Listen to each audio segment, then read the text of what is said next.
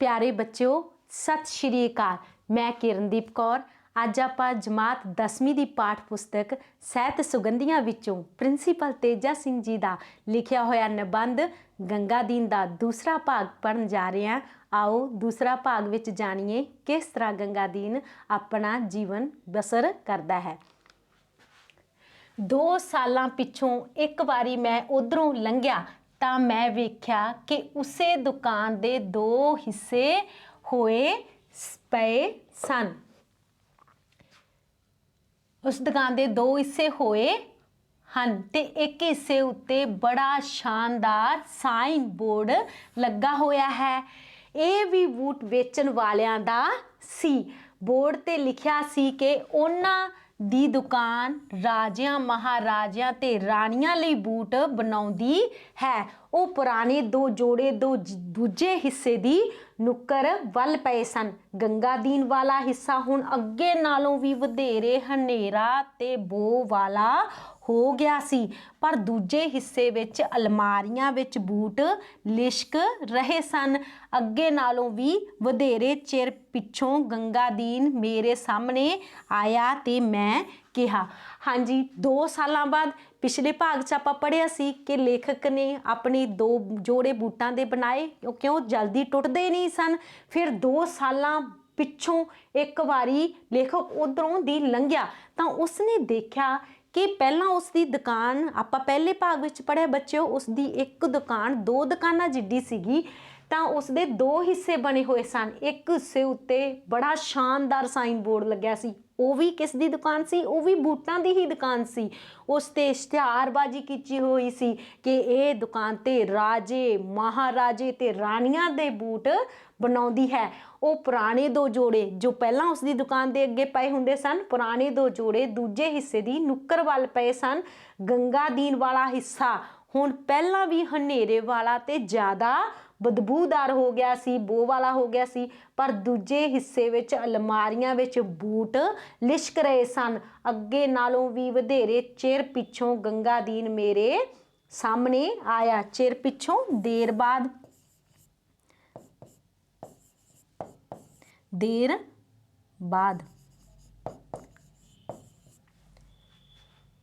आया ते मैं कहा ਤੁਹਾਡੇ बूट बहुत पक्के ते हंडनसार हुंदे हन। ये बूट 2 साल पाउंदियां हो गए, अजे नवा जापदा है। ये कहंदियां मैं अपना पैर अगे कीता। उसने बूट वल वेख्या, इउं जापदा सी जिवें बड़े चिरां मगरों वो किसे मित्र नूं मिलिया होवे ते उस नूं वेख रिहा होवे। उस बूट विच उस दी रूह सी, रूह आत्मा। उसने पैसिਆਂ ਲਈ बूट कदे नहीं सन बनाए, सगों वो बूट बनाउण विच आप मस्त हो जांदा सी। हुण 2 साल बाद प्यारे बच्चों लेखक उत्थे गया तो उसने उसदे बूटां वल वेख्या। ਉਹ ਜਾਪਦਾ ਸੀ ਜਿਵੇਂ ਉਹ ਬੜੇ ਚਿਰਾਂ ਮਗਰੋਂ ਉਹ ਕਿਸੇ ਮਿੱਤਰ ਨੂੰ ਮਿਲਿਆ ਹੋਵੇ ਤੇ ਉਸ ਨੂੰ ਵੇਖ ਰਿਹਾ ਹੋਵੇ। ਉਸ ਬੂਟ ਵਿੱਚ ਐਂ ਲੱਗਦਾ ਸੀ ਜਿਸ ਤਰ੍ਹਾਂ ਗੰਗਾਦੀਨ ਦੀ रूह होवे। उसने कदे भी प्यारे बच्चों कोई भी काम पैसे दे लई नहीं कीता सी, जिवें वो पैसिਆਂ ਲਈ बूट कदे नहीं सी बनाए, सगों बूट बनाउण विच खुद मस्त हो जांदा सी। वो कहण लगा पर लोकां नूं चंगे ते हंडनसार बूटां दी लोड़ नहीं रही। फिर वो की कहण लग्या भी लोकां नूं चंगे ते हंडनसार बूटां दी, जिहड़े हंडनसार प्यारे बच्चों जिहड़े ज़्यादा समा चल सके, कहंदे वो ऐसे बूटां दी जरूरत नहीं रही, लोड़ जरूरत। मैनू डर सी कि उस दिन वांग फिर किते किस्सा शो ना बहे। शो ना बहे छेड़ ना लहे, कह ना लहे, शो ना लहे, छेड़ ना लहे। मैं गल टालन लई छेती नाल पुछया, टालन लई छेती नाल पुछया तुसां दुकान नूं की कीता है? उसने ठरमे नाल उत्तर दिता किराया बहुत सी, मंदवाड़े दे दिन ने, सच तुहानूं होर बूट चाहीदे ने? मंदवाड़े दे दिन हन भी आर्थिक मंदी। ਉਸਦੇ ਕੋਲ ਪੈਸੇ ਨਹੀਂ ਹਨ। ਇਹਨਾਂ ਦਿਨਾਂ ਵਿੱਚ ਆਰਥਿਕ ਮੰਦੀ ਆ ਗਈ ਹੈ, ਉਸਦੇ ਕੋਲੇ ਤੰਗੀ ਆ ਗਈ ਹੈ। ਮੈਂ 3 ਬੂਟਾਂ ਦੀ ਸਾਈ ਦਿੱਤੀ ਤੇ ਹਾਲਾਂਕਿ ਮੈਨੂੰ ਲੋੜ ਕੇਵਲ 2 ਬੂਟਾਂ ਦੀ ਸੀ ਤੇ ਮੈਂ ਛੇਤੀ ਨਾਲ ਚੱਲਦਾ ਬਣਿਆ। ਮੈਨੂੰ ਇਉਂ ਜਾਪਦਾ ਸੀ ਜਿਵੇਂ ਉਸ ਦਾ ਖਿਆਲ ਇਹ ਹੈ ਕਿ ਸਾਰਾ ਸ਼ਹਿਰ ਵੱਡੀਆਂ ਹੱਟੀਆਂ ਤੋਂ ਸੌਦਾ ਲੈ ਕੇ ਉਸ ਨੂੰ ਉਜਾੜਨ ਤੇ ਲੱਕ ਬੰਨੀ ਬੈਠਾ ਹੈ। ਹੁਣ ਉਸਨੇ ਤੇ ਲੇਖਕ ਨੇ 3 ਬੂਟਾਂ ਦੀ ਸਾਈ ਦਿੱਤੀ ਕਿ ਉਸਨੂੰ ਕਿੰਨੇ ਬੂਟਾਂ ਦੀ ਲੋੜ ਸੀ? ਕੇਵਲ 2। ਉਸਨੇ ਇੰਝ ਜਾਪਦਾ ਸੀ ਜਿਵੇਂ ਸਾਰਾ ਸ਼ਹਿਰ ਵੱਡੀਆਂ ਹੱਟੀਆਂ ਤੋਂ ਸੌਦਾ ਖਰੀਦ ਕੇ ਉਸ ਨੂੰ ਉਜਾੜਨ ਦਾ ਲੱਕ ਬੰਨੀ ਬੈਠਾ ਹੈ, ਇਸ ਨੂੰ ਉਜਾੜਨ ਤੇ ਤੁਲਿਆ ਹੋਇਆ ਹੈ। ਕਈ ਮਹੀਨਿਆਂ ਪਿੱਛੋਂ ਮੈਂ ਫਿਰ ਉਹਨਾਂ ਦੀ ਹੱਟੀ ਤੇ ਗਿਆ ਤੇ ਉੱਥੇ ਮੈਨੂੰ ਜਾਪਿਆ ਕਿ ਮੈਂ ਗੰਗਾਦੀਨ ਦੇ ਵੱਡੇ ਭਰਾ ਨਾਲ ਗੱਲਾਂ ਕਰ ਰਿਹਾ ਹਾਂ।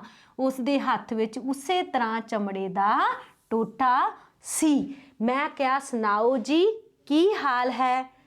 ਤੁਹਾਡੀ ਮਿਹਰਬਾਨੀ, ਮੈਂ ਤਾਂ ਬਿਲਕੁਲ ਰਾਜੀ ਹਾਂ, ਪਰ ਮੇਰਾ ਵੱਡਾ ਭਰਾ ਗੁਜ਼ਰ ਗਿਆ ਹੈ। ਇਹ ਸੁਣ ਕੇ ਮੈਨੂੰ ਪਤਾ ਲੱਗਾ ਕਿ ਮੈਂ ਗੰਗਾਦੀਨ ਦੇ ਵੱਡੇ ਭਰਾ ਨਾਲ ਨਹੀਂ ਸਗੋਂ ਗੰਗਾਦੀਨ ਨਾਲ ਹੀ ਗੱਲਬਾਤ ਕਰ ਰਿਹਾ ਹਾਂ। ਉਹ ਹੁਣ ਬਹੁਤ ਬੁੱਢਾ ਹੋ ਚੁੱਕਿਆ ਸੀ। ਮੈਂ ਅੱਗੇ ਕਦੇ ਉਸ ਨੂੰ ਭਰਾ ਦੀ ਗੱਲ ਕਰਦਿਆਂ ਨਹੀਂ ਸੀ ਵੇਖਿਆ। ਹੁਣ ਪਿਆਰੇ ਬੱਚਿਓ, ਜਦੋਂ ਲੇਖਕ ਉਸ ਦੀ ਦੁਕਾਨ ਤੇ ਜਾਂਦਾ ਹੈ ਤਾਂ ਉਹ ਸੋਚਦਾ ਕਿ ਕਿਤੇ ਉਸਦੇ ਵੱਡੇ ਭਰਾ ਨਾਲ ਗੱਲ ਕਰ ਰਿਹਾ ਹੈ, ਕਿਉਂਕਿ ਗੰਗਾਦੀਨ ਖੁਦ ਹੀ ਇੰਨਾ ਵੱਡਾ ਬੁੱਢਾ ਹੋ ਚੁੱਕਿਆ ਸੀ। ਮੈਨੂੰ ਬੁੱਢਾ ਜਾਪਣ ਲੱਗ ਗਿਆ ਸੀਗਾ। ਮੈਨੂੰ ਉਸਦੇ ਭਰਾ ਮਰਨ ਦਾ ਬੜਾ ਦੁੱਖ ਹੋਇਆ ਤੇ ਮੈਂ ਕਿਹਾ, ਇਹ ਤਾਂ ਬੜਾ ਮਾੜਾ ਹੋਇਆ। ਭਰਾ ਮਰਨ ਨਾਲ ਤਾਂ ਬਾਹਾਂ ਭੱਜ ਜਾਂਦੀਆਂ ਹਨ। ਬਾਹਾਂ ਭੱਜ ਜਾਂਦੀਆਂ ਪਿਆਰੇ ਬੱਚਿਓ, ਆਸਰਾ ਟੁੱਟ ਜਾਂਦਾ ਹੈ ਜੇ ਭਰਾ ਮਰ ਜਾਂਦੇ ਹਨ। ਉਹ ਬੋਲਿਆ, ਹਾਂਜੀ, ਵਿਚਾਰਾ ਬੜਾ ਚੰਗਾ ਸੀ, ਬੜੇ ਸੋਹਣੇ ਬੂਟ ਬਣਾਉਂਦਾ ਸੀ। ਇਹ ਕਹਿੰਦਿਆਂ ਹੀ ਉਸ ਨੇ ਆਪਣੇ ਨੰਗੇ ਸਿਰ ਤੇ ਹੱਥ ਫੇਰਿਆ। ਉੱਥੇ ਵਾਲ ਉਨੇ ਕੁ ਰਹਿ ਗਏ ਸਨ ਜਿੰਨੇ ਕੁ ਉਸਦੇ ਭਰਾ ਦੇ ਸਿਰ ਤੇ ਹੁੰਦੇ ਸਨ ਤੇ ਫਿਰ ਕਹਿਣ ਲੱਗਾ, ਉਸ ਤੋਂ ਦੁਕਾਨ ਖੁੱਸਣ ਦੀ ਸੱਠ ਨਹੀਂ ਸਹਾਰੀ ਗਈ। ਕੀ ਤੁਹਾਨੂੰ ਬੂਟ ਚਾਹੀਦਾ ਹੈ? ਉਸਨੇ ਹਥਲਾ ਚਮੜਾ ਮੈਨੂੰ ਵਿਖਾਇਆ ਤੇ ਕਹਿਣ ਲੱਗਾ, ਇਹ ਚਮੜਾ ਬੜਾ ਸੋਹਣਾ ਹੈ। ਹੁਣ ਪਿਆਰੇ ਬੱਚਿਓ, ਉਸਦੇ ਭਰਾ ਬਾਰੇ ਗੱਲਾਂ ਕਰ ਰਿਹਾ ਗੰਗਾਦੀਨ ਲੇਖਕ ਨਾਲ ਕਿ ਖੁੱਸਣ ਤੋਂ, ਖੋਣ ਦੀ, ਖੁੱਜਣ ਦੀ, ਚਲੀ ਜਾਣਾ, ਖੁੰਝ ਜਾਣਾ ਜਾਂ ਗਵਾ ਬੈਠਣਾ, ਖੁੰਝ ਜਾਣਾ, ਖੁੱਸ ਜਾਣਾ, ਖੁੰਝ ਜਾਣਾ, ਹੱਥ ਤੋਂ ਚਲੇ ਜਾਣਾ। ਠੀਕ ਹੈ ਜੀ। ਕਹਿੰਦੇ ਸੱਟ ਉਸ ਤੋਂ ਸਹਾਰੀ ਨਹੀਂ, ਉਹਨਾਂ ਦੀ ਦੁਕਾਨ ਉਹਨਾਂ ਤੋਂ ਹੱਥੋਂ ਚਲੀ ਗਈ ਸੀ, ਉਸਦੀ ਸੱਟ ਉਸ ਤੋਂ ਸਹਾਰੀ ਨਹੀਂ ਗਈ ਸੀ। ਫਿਰ ਗੰਗਾਦੀਨ ਉਹਨਾਂ ਨੂੰ ਪੁੱਛਦਾ ਹੈ ਕਿ ਤੁਹਾਨੂੰ ਬੂਟ ਚਾਹੀਦੇ ਨੇ? ਹੱਥ ਲਾ ਚਮੜਾ, ਹੱਥ ਵਿੱਚ ਲਾ, ਜਿਹੜਾ ਉਸਦੇ ਹੱਥ ਤੇ ਵਿੱਚ ਫੜਿਆ ਹੋਇਆ ਸੀ, ਹੱਥ ਵਿੱਚ ਲਾ। ਚਮੜਾ ਉਹਨਾਂ ਨੂੰ ਦਿਖਾਉਂਦਾ ਹੈ ਤੇ ਕਹਿਣ ਲੱਗਦਾ ਹੈ ਕਿ ਤੁਹਾਨੂੰ ਹੋਰ ਬੂਟ ਚਾਹੀਦੇ ਨੇ। ਮੈਂ 2 ਕੁ ਜੋੜਿਆਂ ਦੀ ਸਾਈ ਦੇ ਦਿੱਤੀ। ਕਈ ਸਾਲ ਲੰਘਣ ਪਿੱਛੋਂ ਮੈਨੂੰ ਬੂਟ ਕਈ ਹਫ਼ਤੇ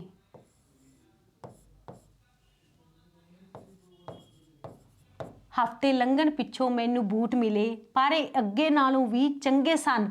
ਉਹਨਾਂ ਨੂੰ ਜਿੰਨਾ ਵਰਤਦਾ ਸਾਂ ਓਨੇ ਹੀ ਸੋਹਣੇ ਨਿਕਲਦੇ ਆਉਂਦੇ ਸਨ। ਛੇਤੀ ਹੀ ਮੈਨੂੰ ਕਿਤੇ ਬਾਹਰ ਜਾਣਾ ਪੈ ਗਿਆ। ਵਰ੍ਹੇ ਤੋਂ ਵਧੇਕ ਮੈਂ ਬਾਹਰ ਰਿਹਾ। ਵਾਪਸ ਆ ਕੇ ਮੈਂ ਪਹਿਲ ਗੰਗਾਦੀਨ ਦੀ ਦੁਕਾਨ ਤੇ ਗਿਆ।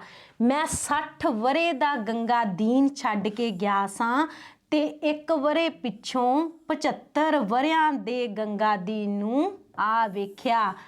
ਹੁਣ ਦੇਖੋ ਬੱਚਿਓ, ਆਰਥਿਕ ਤੰਗੀਆਂ ਦੇ ਕਾਰਨ ਉਮਰ ਵੀ ਕਿੰਨੀ ਛੇਤੀ ਵਧਣੀ ਸ਼ੁਰੂ ਹੋ ਜਾਂਦੀ ਹੈ, ਕਿਉਂ ਵਰ੍ਹੇ ਤੋਂ ਵਧੇਕ ਬਾਹਰ ਰਿਹਾ।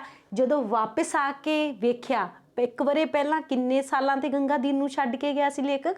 60 ਸਾਲਾਂ ਦੇ ਨੂੰ। 1 ਵਰ੍ਹੇ ਬਾਅਦ ਆ ਕੇ ਦੇਖਿਆ ਤਾਂ ਉਸ ਦੀ ਉਮਰ ਕਿੰਨੀ ਲੱਗ ਰਹੀ ਸੀ? 75 ਵਰ੍ਹਿਆਂ ਦਾ ਗੰਗਾਦੀਨ ਉਸ ਨੂੰ ਦਿਖਾਈ ਦੇ ਰਿਹਾ ਸੀ। 1 ਵਰ੍ਹੇ ਵਿੱਚ ਉਹ 15 ਵਰ੍ਹੇ ਜਿੰਨਾ ਬੁੱਢਾ ਹੋ ਗਿਆ ਸੀ। ਉਸਨੇ ਪਹਿਲਾਂ ਤਾਂ ਮੈਨੂੰ ਸਿਆਣਿਆਂ ही ना सियाना मीनिंग पहचानिया,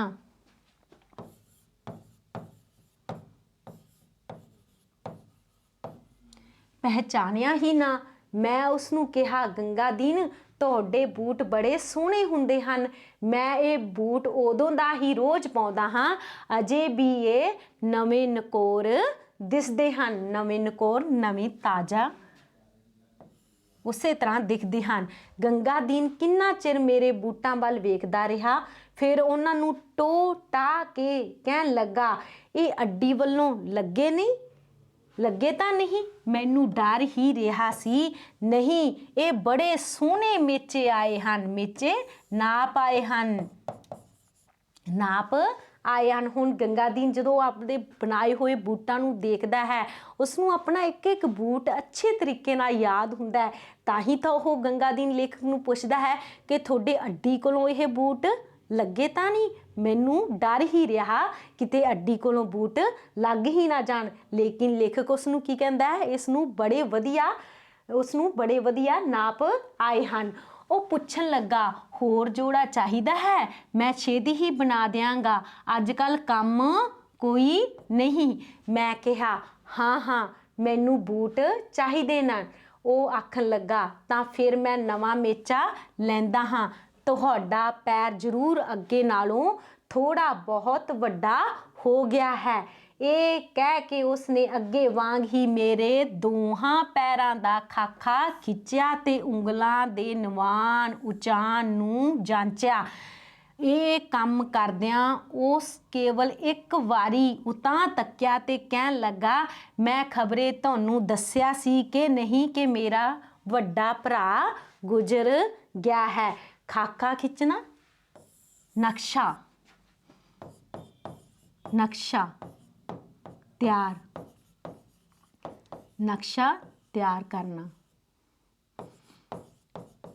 ਹਾਂਜੀ, ਜਦੋਂ ਉਸਨੇ ਪੁੱਛਿਆ ਕਿ ਉਸਨੂੰ ਹੋਰ ਬੂਟ ਚਾਹੀਦੇ ਹਨ ਤਾਂ ਉਸਨੇ ਉਸਦਾ ਜਦੋਂ ਲੇਖਕ ਨੇ ਕਿਹਾ ਚਾਹੀਦੇ ਹਨ ਤਾਂ ਉਸਦਾ ਇੱਕ ਖਾਕਾ ਖਿੱਚਣਾ ਸ਼ੁਰੂ ਕਰਤਾ, ਪੈਰਾਂ ਦਾ ਨਕਸ਼ਾ ਤਿਆਰ ਕੀਤਾ, ਉਂਗਲਾਂ ਦੇ ਨਿਵਾਨ ਨਿਵਾਈ ਤੇ ਉਚਾਈ ਨੂੰ ਉਸਨੂੰ ਜਾਂਚਿਆ ਪਰਖਿਆ, ਜਾਂਚਿਆ ਪਰਖਿਆ ਦੇਖਿਆ, ਠੀਕ ਹੈ ਜੀ, ਪਰਖਿਆ। ਇਹ ਕੰਮ ਕਰਦਿਆਂ ਉਸ ਕੇਵਲ ਇੱਕ ਵਾਰ ਹੀ ਲੇਖਕ ਵੱਲ ਦੇਖਿਆ ਤੇ ਕਹਿਣ ਲੱਗਿਆ ਕਿ ਤੁਹਾਨੂੰ ਸ਼ਾਇਦ ਮੈਂ ਦੱਸਿਆ ਸੀ ਕਿ ਨਹੀਂ ਕਿ ਮੇਰਾ ਵੱਡਾ ਭਰਾ ਗੁਜ਼ਰ ਗਿਆ ਹੈ। ਉਹ ਇੰਨਾ ਲਿੱਸਾ ਹੋ ਚੁੱਕਾ ਸੀ ਕਿ ਉਸ ਵੱਲ ਦੇਖਦਿਆਂ ਹੀ ਤਰਸ ਆਉਂਦਾ ਸੀ। ਲਿੱਸਾ ਹੋ ਚੁੱਕਣਾ, ਪਤਲਾ, ਸਰੀਰਕ ਤੌਰ ਤੇ ਪਤਲਾ, ਪਤਲਾ ਸਰੀਰਕ ਤੌਰ ਤੇ, ਹਾਂਜੀ ਲਿੱਸਾ ਸਰੀਰਕ ਤੌਰ ਤੇ ਪਤਲਾ ਹੋ ਚੁੱਕਾ ਸੀ ਕਿ ਉਸ ਵੱਲ ਦੇਖਦਿਆਂ ਹੀ ਤਰਸ ਆਉਂਦਾ ਸੀ। ਉੱਥੋਂ ਬਾਹਰ ਨਿਕਲ ਆਉਣ ਤੇ ਹੀ ਮੈਨੂੰ ਸੁੱਖ ਦਾ ਸਾਹ ਆਇਆ। ਮੈਂ ਉਹਨਾਂ ਬੂਟਾਂ ਦੀ ਆਸ ਲਾ ਬੈਠਾ ਸਾਂ ਜੋ ਇੱਕ ਦਿਨ ਉਹ ਮੇਰੇ ਘਰ ਆ ਪੁੱਜੇ। ਮੈਂ ਚਾਰੇ ਜੋੜੇ ਇੱਕ ਪਲ ਵਿੱਚ ਰੱਖ ਲਏ। ਮੈਂ ਇੱਕ ਇੱਕ ਕਰਕੇ ਉਹਨਾਂ ਨੂੰ ਪੈਰੀ ਪਾ ਕੇ ਵੇਖਿਆ। ਸ਼ਕਲ ਵਿੱਚ ਮੇਚੇ ਆਉਣ ਵਿੱਚ, ਬਣਾਉਣ ਦੀ ਕਾਰੀਗਰੀ ਵਿੱਚ ਤੇ ਚਮੜੇ ਦੀ ਚੰਗਿਆਈ ਵਿੱਚ ਉਹ ਉਸ ਦੇ ਪਹਿਲੇ ਬਣੇ ਸਭ ਬੂਟਾਂ ਨਾਲੋਂ ਵਧੀਆ ਸਨ। ਇੱਕ ਬੂਟ ਦੇ ਤਸਮਿਆਂ ਵਿੱਚ ਉਸ ਨੇ ਆਪਣਾ ਖਿਦਾ ਜਿਹਾ ਬਿੱਲ ਅੜੁੰਗਿਆ ਹੋਇਆ ਸੀ। ਤਸਮੇ ਪਿਆਰੇ ਬੱਚਿਓ ਜੋ ਚਮੜੇ ਦੇ ਬਣੇ ਫੀਤੇ ਹੁੰਦੇ ਹਨ, ਚਮੜੇ ਦੇ ਬਣੇ ਫੀਤੇ ਜੋ ਆਪਾਂ ਬੂਟਾਂ ਵਿੱਚ ਲਗਾਉਣੇ ਆ। ਹਾਂਜੀ, ਜਦੋਂ ਉਹਨਾਂ ਬੂਟਾਂ ਦੀ ਆਸ ਲਾ ਬੈਠਾ, ਇੱਕ ਦਿਨ ਉਸਦੇ ਘਰ ਪੁੱਜੇ। ਉਸਦੇ ਬੜੇ ਹੀ ਜੋ ਬੂਟ ਬਣਾਏ ਸਨ ਬਹੁਤ ਹੀ ਜ਼ਿਆਦਾ ਸੋਹਣੇ ਸਨ। ਉਸਨੇ ਇੱਕ ਇੱਕ ਕਰਕੇ ਬੂਟ ਆਪਣੇ ਪੈਰੀ ਪਾਇਆ ਜੋ ਬਹੁਤ ਹੀ ਉਸਦੇ ਮੇਚੇ ਵੀ ਵਧੀਆ ਆਏ ਤੇ ਕਾਰੀਗਰੀ ਵਿੱਚ ਵੀ ਬਹੁਤ ਜ਼ਿਆਦਾ ਵਧੀਆ ਸਨ ਤੇ ਚਮੜਾ ਵੀ ਬਹੁਤ ਹੀ ਜ਼ਿਆਦਾ ਵਧੀਆ ਲੱਗਿਆ ਹੋਇਆ ਸੀ। ਉਸਦੇ ਤਸਮਿਆਂ ਵਿੱਚ ਉਸਦੇ ਚਮੜੇ ਦੇ ਜੋ ਬਣੇ ਫੀਤੇ ਸੀ ਉਹਨਾਂ ਵਿੱਚ ਉਸਦਾ ਛੋਟਾ ਜਿਹਾ ਬਿੱਲ ਅੜੁੰਗਿਆ ਟੰਗਿਆ ਹੋਇਆ ਸੀ, ਵੀ ਅੜਾਇਆ ਹੋਇਆ ਸੀ। ਕਿਸੇ ਵੀ ਚੀਜ਼ ਦੇ ਵਿੱਚ ਅੜਾ ਦੇਣਾ, ਉਹ ਅੜਾਇਆ ਹੋਇਆ ਸੀ। ਪੈਸੇ ਤਾਂ ਅੱਗੇ ਜਿੰਨੇ ਹੀ ਸਨ ਪਰ ਅੱਗੇ ਕਦੇ ਉਸ ਨੇ ਨਾਲ ਹੀ ਬਿੱਲ ਨਹੀਂ ਸੀ ਭੇਜਿਆ। ਸਗੋਂ 6 ਮਹੀਨੇ ਇਕੱਠਾ ਲੇਖਾ ਕਰੀਦਾ ਸੀ ਤੇ ਲੰਘਦਿਆਂ ਲੰਘਦਿਆਂ ਕਦੇ ਸਹਿਜ ਭਾ ਨਾਲ ਆਪੇ ਦੇ ਆਈਦਾ ਸਨ। ਹੁਣ ਲੇਖਾ ਹਿਸਾਬ ਕਰੀਦਾ ਸੀ ਪਿਆਰੇ ਬੱਚਿਓ, ਲੇਖਾ ਹਿਸਾਬ ਕਰੀਦਾ ਸੀ ਤੇ ਸਹਿਜ ਠਰਮੇ ਨਾਲ ਹੀ 6 ਮਹੀਨਿਆਂ ਬਾਅਦ ਉਸ ਨੂੰ ਬਿੱਲ ਦੇ ਦੇਈਦਾ ਸੀ। ਮੈਨੂੰ ਸੁੱਝ ਗਈ ਕਿ ਉਸ ਨੂੰ ਡਾਢੀ ਲੋੜ ਪਈ ਹੋਣੀ ਹੈ। ਮੈਂ ਉਸੇ ਵੇਲੇ ਨੌਕਰ ਹੱਥ ਪੈਸੇ ਭੇਜ ਦਿੱਤੇ। ਸੁੱਝ ਗਈ, ਸਮਝ ਆ ਗਈ, ਸੁੱਝ ਗਈ, ਸਮਝ ਆ ਗਈ ਕਿ ਉਸ ਨੂੰ ਡਾਢੀ ਡਾਢੀ ਬਹੁਤ ਜ਼ਿਆਦਾ ਡਾਢੀ ਬਹੁਤ ਜ਼ਿਆਦਾ ਜ਼ਰੂਰਤ ਹੋਏਗੀ, ਲੋੜ ਜ਼ਰੂਰਤ ਹੋਣੀ ਹੈ ਤੇ ਮੈਂ ਨੌਕਰ ਦੇ ਹੱਥ ਪੈਸੇ ਭਿਜਵਾ ਦਿੱਤੇ। 10 ਕੁ ਦਿਨ ਪਿੱਛੋਂ ਮੈਂ ਉਧਰ ਲੰਘ ਰਿਹਾ ਸਾਂ। ਮੈਂ ਸੋਚਿਆ ਗੰਗਾ ਦੀ ਨੂੰ ਦੱਸ ਚੱਲੀਏ ਕਿ ਉਸ ਦੇ ਬੂਟ ਬਹੁਤ ਸੋਹਣੇ ਆਏ ਹਨ। ਮੈਂ ਜਦ ਦੁਕਾਨ ਤੇ ਪੁੱਜਾ ਤਾਂ ਮੈਂ ਵੇਖਿਆ ਕਿ ਉਹ ਗੱਤੇ ਦਾ ਬੋਰਡ ਉੱਥੇ ਹੈ ਨਹੀਂ, ਪਰ ਉੱਥੇ ਬੂਟ ਭਾਂਤ ਭਾਂਤ ਦੇ ਪਏ ਹਨ ਤੇ ਦੁਕਾਨ ਸਜੀ ਹੋਈ ਹੈ। ਹੁਣ 10 ਕੁ ਦਿਨਾਂ ਪਿੱਛੋਂ ਲੇਖਕ ਨੇ ਉਸ ਦੀ ਦੁਕਾਨ ਵੱਲ ਫੇਰੀ ਪਾਈ। ਜਦੋਂ ਉਸਨੇ ਦੇਖਿਆ ਕਿ ਉਸ ਤੇ ਗੱਤੇ ਦਾ ਸਾਈਨ ਵੀ ਨਹੀਂ ਹੈ, ਗੱਤੇ ਤੇ ਲਟਕਾਇਆ ਹੋਇਆ ਸੀ ਨਾ ਪਿਆਰੇ ਬੱਚਿਓ, ਗੰਗਾਦੀਨ ਸਿਰਫ ਇੱਕ ਹੀ ਸਾਈਨ ਸੀ ਉਸਦਾ ਗੱਤੇ ਤੇ ਲਿਖਿਆ ਹੋਇਆ ਗੰਗਾਦੀਨ, ਉਹ ਵੀ ਨਹੀਂ ਹੈ ਤੇ ਪਰ ਉੱਥੇ ਬੂਟ ਭਾਂਤ ਭਾਂਤ ਦੇ ਪਏ ਹਨ। ਉਸ ਦੀ ਦੁਕਾਨ ਤੇ ਸਜੀ ਹੋਈ ਹੈ ਉਸ ਦੀ ਦੁਕਾਨ। ਮੈਂ ਘਬਰਾਇਆ ਹੋਇਆ ਅੰਦਰ ਵੜਿਆ। ਦੋਵੇਂ ਦੁਕਾਨਾਂ ਫਿਰ ਇੱਕੋ ਬਣੀਆਂ ਹੋਈਆਂ ਤੇ ਮੈਨੂੰ ਇੱਕ ਜਵਾਨ ਆਦਮੀ ਸਾਫ਼ ਕੱਪੜਿਆਂ ਵਿੱਚ ਕੱਸਿਆ ਹੋਇਆ ਮਿਲਿਆ। ਕੱਸਿਆ ਹੋਇਆ, ਸਾਫ਼ ਕੱਪੜੇ ਪਾਏ ਹੋਏ, ਪੂਰੀ ਡਰੈਸ। ਮੈਂ ਕਿਹਾ ਗੰਗਾਦੀਨ ਅੰਦਰ ਹੈ? ਉਸਨੇ ਹੈਰਾਨੀ ਨਾਲ ਮੇਰੇ ਵੱਲ ਤੱਕਿਆ, ਦੇਖਿਆ ਤੇ ਕਹਿਣ ਲੱਗਾ, ਨਹੀਂ ਜੀ ਨਹੀਂ, ਤੁਸੀਂ ਹੁਕਮ ਕਰੋ, ਇਹ ਦੁਕਾਨ ਅਸਾਂ ਲੈ ਲਈ ਹੈ। ਤੁਸੀਂ ਸਾਡਾ ਬੋਰਡ ਨਹੀਂ ਦੇਖਿਆ? ਅਸੀਂ ਵੱਡੇ ਵੱਡੇ ਘਰਾਂ ਵਿੱਚ ਬੂਟ ਭੇਜਦੇ ਹਾਂ, ਤੁਸੀਂ ਹੁਕਮ ਕਰੋ। ਠੀਕ ਹੈ, ਪਰ ਗੰਗਾਦੀਨ ਉਹ ਤਾਂ ਮਰ ਗਿਆ। ਉਸ ਦੁਕਾਨਦਾਰ ਨੇ ਕਿਹਾ। ਮਰ ਗਿਆ? ਉਹ ਕਦੋਂ? ਅਜੇ ਅਗਲੇ ਦਿਨ ਤਾਂ ਉਸ ਤੋਂ ਮੈਂ ਬੂਟ ਮੰਗਵਾਏ ਸਨ। ਉਹ ਵਿਚਾਰਾ ਭੁੱਖਾ ਹੀ ਮਰ ਗਿਆ। ਹਕੀਮ ਨੇ ਕਿਹਾ ਸੀ ਕਿ ਉਹ ਕੰਮ ਬਹੁਤ ਕਰਦਾ ਰਿਹਾ ਤੇ ਖਾਣ ਨੂੰ ਘੱਟ ਮਿਲਦਾ ਰਿਹਾ ਸੂ। ਉਹ ਬੂਟ ਇੰਨੀ ਰੀਝ ਨਾਲ ਬਣਾਉਂਦਾ ਸੀ ਕਿ ਸਾਈਆਂ ਦੇਣ ਵਾਲੇ ਕਾਲੇ ਪੈ ਜਾਂਦੇ ਸਨ ਤੇ ਉਹ ਕਈ ਦਿਨ ਲਾ ਛੱਡਦਾ ਸੀ। ਇਉਂ ਉਸ ਦੇ ਗਾਹਕ ਸਾਰੇ ਟੁੱਟ ਗਏ ਸਨ ਤੇ ਵਿਚਾਰਾ ਪੈਸਿਆਂ ਖੂਨੋਂ ਹੀ ਮਰ ਗਿਆ। ਉਸ ਜਿਹੇ ਬੂਟ ਸਾਰੇ ਪੰਜਾਬ ਵਿੱਚ ਕੋਈ ਨਹੀਂ ਸੀ ਬਣਾ ਸਕਦਾ। ਪਰ ਦੇਖੋ ਨਾ ਜੀ, ਅੱਜ ਕੱਲ੍ਹ ਮੁਕਾਬਲੇ ਦੇ ਦਿਨ ਹੋਏ, ਉਹ ਕਦੇ ਇਸ਼ਤਿਹਾਰ ਨਹੀਂ ਸੀ ਕਰਦਾ, ਨਹੀਂ ਸੀ ਉਸਨੇ ਇਸ਼ਤਿਹਾਰ ਕੀਤਾ ਸੀ। ਹੁਣ ਦੇਖੋ, ਹੁਣ ਉਸ ਤੋਂ ਪਤਾ ਚੱਲਦਾ ਹੈ ਕਿ ਗੰਗਾਦੀਨ ਕਿਸ ਤਰ੍ਹਾਂ ਮਰ ਗਿਆ। ਭੁੱਖ ਨਾਲ ਮਰ ਗਿਆ, ਕਿਉਂਕਿ ਉਹ ਸਾਈ ਤੇ ਬੂਟ ਬਣਾਉਂਦਾ ਸੀ ਤੇ ਬਹੁਤ ਰੀਝ ਨਾਲ ਬਣਾਉਂਦਾ ਸੀ ਤੇ ਕਈ ਦਿਨ ਬੂਟ ਬਣਾਉਣ ਤੇ ਲਗਾ ਦਿੰਦਾ ਸੀ। ਉਸ ਦੇ ਗਾਹਕ ਕੀ ਕਰਦੇ ਸੀ? ਕਾਹਲੀ ਪੈ ਜਾਂਦੇ ਸਨ ਵੀ ਉਸ ਦੇ ਬੂਟ ਜਲਦੀ ਦੇਣ ਤੇ ਇਸ ਲਈ ਉਹ ਮਿਹਨਤ ਜ਼ਿਆਦਾ ਕਰਦਾ ਸੀ। ਉਸ ਜਿਹੇ ਬੂਟ, ਫਿਰ ਉਹ ਦੱਸਦਾ ਹੈ ਦੁਕਾਨਦਾਰ, ਵੀ ਉਸ ਜਿਹੇ ਬੂਟ ਸਾਰੇ ਪੰਜਾਬ ਵਿੱਚ ਨਹੀਂ ਕੋਈ ਬਣਾ ਸਕਦਾ। ਪਰ ਦੇਖੋ ਨਾ ਜੀ, ਅੱਜ ਕੱਲ੍ਹ ਉਹ ਦੱਸਦਾ ਵੀ ਮੁਕਾਬਲੇ ਦੇ ਦਿਨ ਹਨ ਤੇ ਉਸਨੇ ਕਦੇ ਇਸ਼ਤਿਹਾਰ ਨਹੀਂ ਦਿੱਤੇ ਸਨ। ਇਸ਼ਤਿਹਾਰਬਾਜ਼ੀ ਤੋਂ ਬਹੁਤ ਜ਼ਿਆਦਾ ਦੂਰ ਸੀ। ਉਹ ਚਮੜਾ ਬੜਾ ਕੀਮਤੀ ਵਰਤਦਾ ਸੀ ਤੇ ਸਾਰਾ ਕੰਮ ਆਪਣੀ ਹੱਥੀਂ ਕਰਦਾ ਸੀ। ਭਲਾ ਅੱਜ ਕੱਲ੍ਹ ਇੱਦਾਂ ਗੁਜ਼ਾਰਾ ਹੁੰਦਾ ਪਿਆ ਹੈ? ਮੈਂ ਕਿਹਾ ਠੀਕ ਹੈ। ਉਹ ਜਵਾਨ ਫੇਰ ਬੋਲਿਆ, ਸੱਚ ਜਾਣਨਾ, ਉਹ ਬੂਟ ਬਣਾਉਣ ਵਿੱਚ ਦਿਨ ਰਾਤ ਇੱਕ ਕਰ ਛੱਡਦਾ ਸੀ। ਮਰਦੇ ਦਮ ਤੋੜੀ ਵਿਚਾਰਾ ਆਪਣੇ ਕੰਮ ਲੱਗਾ ਰਿਹਾ। ਮਰਦੇ ਦਮ ਤੋੜੀ, ਮਰਦੇ ਦਮ ਤੱਕ ਉਸ ਨੂੰ ਖਾਣ ਪੀਣ ਦੀ ਤੇ ਆਪਣੇ ਆਪ ਦੀ ਕੋਈ ਸੋਝੀ ਨਹੀਂ ਸੀ ਰਹਿੰਦੀ। ਘਰ ਵਿੱਚ ਵਿਚਾਰੇ ਦੇ ਭੁੱਖ ਨੰਗ ਹੀ ਸੀ। ਸਾਰੀ ਵਟਕ ਕਿਰਾਏ ਤੇ ਚਮੜੇ ਵਿੱਚ ਹੀ ਰੋੜ ਜਾਂਦੀ ਸੀ। ਪਤਾ ਨਹੀਂ ਉਹ ਇੰਨੇ ਵਰੇ ਵੀ ਕਿਵੇਂ ਜੀਂਦਾ ਰਿਹਾ। ਉਹ ਬੜਾ ਹੀ ਅਨੋਖਾ ਆਦਮੀ ਸੀ। ਬੂਟ ਤਾਂ ਡਾਢੇ ਸੋਹਣੇ ਤੇ ਪੱਕੇ ਬਣਾਉਂਦਾ ਸੀ ਅਤੇ ਬੇਈਮਾਨੀ ਦਾ ਨਾਂ ਨਹੀਂ ਸੀ ਜਾਣਦਾ। ਹੁਣ ਇਸ ਪੈਰੇ ਵਿੱਚ ਪਿਆਰੇ ਬੱਚਿਓ ਆਪਾਂ ਨੂੰ ਗੰਗਾਦੀਨ ਬਾਰੇ ਪਤਾ ਚੱਲਦਾ ਹੈ ਕਿ ਉਹ ਦਿਨ ਰਾਤ ਇੱਕ ਕਰ ਛੱਡਦਾ ਸੀ ਆਪਣੇ ਕੰਮ ਕਰਨ ਲਈ। ਆਪਣਾ ਕੰਮ ਉਹ ਬਹੁਤ ਹੀ ਇਮਾਨਦਾਰੀ ਨਾਲ ਕਰਦਾ ਸੀ, ਦਿਨ ਰਾਤ ਲੱਗਿਆ ਰਹਿੰਦਾ ਸੀ, ਚਾਹੇ ਘਰ ਵਿੱਚ ਉਸਦੇ ਭੁੱਖ ਨੰਗ ਸੀ, ਪਰ ਆਪਦੇ ਬੂਟ ਬਣਾਉਣ ਵਿੱਚ ਉਸਨੂੰ ਸੋਝੀ ਨਹੀਂ ਰਹਿੰਦੀ ਸੀ। ਪਤਾ ਨਹੀਂ ਉਹ ਇੰਨੇ ਵਰੇ, ਹੁਣ ਉਸ ਵਿੱਚ ਅਫਸੋਸ ਨਾਲ ਦੱਸਦਾ ਹੈ ਕਿ ਪਤਾ ਨਹੀਂ ਉਹ ਇੰਨੇ ਵਰੇ ਕਿਵੇਂ ਜਿੰਦਾ ਰਿਹਾ। ਬਹੁਤ ਹੀ ਵਧੀਆ ਚਮੜਾ ਲਗਾਉਂਦਾ ਸੀ, ਬਹੁਤ ਹੀ ਮਿਹਨਤ ਕਰਦਾ ਸੀ ਬੂਟ ਬਣਾਉਣ 'ਚ, ਤੇ ਉਸਦੀ ਸਾਰੀ ਵਟਕ, ਸਾਰੀ ਕਮਾਈ, ਕਿਰਾਏ ਤੇ ਵਧੀਆ ਵਟਕ ਪਿਆਰੇ ਬੱਚਿਓ, ਕਮਾਈ ਉਸਦੇ ਕਿਰਾਏ ਤੇ ਚਮੜੇ ਵਿੱਚ ਹੀ ਚਲੀ ਜਾਂਦੀ ਸੀਗੀ। ਉਹ ਬੂਟ ਬਹੁਤ ਹੀ ਡਾਢੇ, ਬਹੁਤ ਸੋਹਣੇ ਤੇ ਪੱਕੇ ਬਣਾਉਂਦਾ ਸੀ। ਮੈਂ ਕਿਹਾ ਹਾਂ, ਬੂਟ ਡਾਢੇ ਪੱਕੇ, ਹੰਢਣਸਾਰ ਤੇ ਸੋਹਣੇ ਬਣਾਉਂਦਾ ਸੀ। ਮੈਂ ਛੇਤੀ ਨਾਲ ਉੱਥੋਂ ਮੁੜ ਪਿਆ ਤੇ ਬਾਹਰ ਆ ਗਿਆ, ਕਿਉਂਕਿ ਮੈਂ ਨਹੀਂ ਸਾਂ ਚਾਹੁੰਦਾ ਕਿ ਉਹ ਗੱਭਰੂ ਮੇਰੀਆਂ ਅੱਖਾਂ ਵਿੱਚ ਉਤਰ ਰਹੇ ਅਥਰੂ ਵੇਖ ਲਏ। ਲੇਖਕ ਨੂੰ ਵੀ ਇੱਥੇ ਬਹੁਤ ਹੀ ਜ਼ਿਆਦਾ ਪਿਆਰੇ ਬੱਚਿਓ ਅਫਸੋਸ ਹੁੰਦਾ ਹੈ ਕਿ ਐਡਾ ਮਿਹਨਤੀ ਇਨਸਾਨ, ਬਹੁਤ ਵਧੀਆ ਹੰਢਣਸਾਰ ਬੂਟ ਬਣਾਉਣ ਵਾਲਾ, ਉਹ ਅੱਜ ਇਸ ਦੁਨੀਆ 'ਤੇ ਨਹੀਂ ਰਿਹਾ। ਕਹਿੰਦਾ ਹੈ ਵੀ ਉਹ ਕਾਹਲੀ ਨਾਲ ਉਸ ਦੀ ਦੁਕਾਨ ਵਿੱਚੋਂ ਵਾਪਿਸ ਆ ਜਾਂਦਾ ਹੈ। ਲੇਖਕ ਨਹੀਂ ਚਾਹੁੰਦਾ ਹੁੰਦਾ ਕਿ ਉਸ ਦੇ ਅਥਰੂ ਉਹ ਜਵਾਨ ਦੇਖ ਰਹੇ। ਪਿਆਰੇ ਬੱਚਿਓ, ਗੰਗਾਦੀਨ ਪਾਠ ਤੁਹਾਨੂੰ ਮੈਂ ਸਮਝਦੀ ਹਾਂ ਅੱਛੇ ਤਰੀਕੇ ਨਾਲ ਸਮਝ ਆ ਗਿਆ ਹੋਣਾ। ਗੰਗਾਦੀਨ ਪਾਠ ਉੱਤਮ ਪੁਰਖ ਸ਼ੈਲੀ ਵਿੱਚ ਲਿਖਿਆ ਗਿਆ ਹੈ। ਲੇਖਕ ਖੁਦ ਹੀ ਇਸ ਵਿੱਚ ਪਾਤਰ ਦੀ ਭੂਮਿਕਾ ਨਿਭਾਉਂਦੇ ਹਨ। ਪਿਆਰੇ ਬੱਚਿਓ, ਧੰਨਵਾਦ। ਮਿਲਦੇ ਹਾਂ ਅਗਲੇ ਪਾਠ ਵਿੱਚ।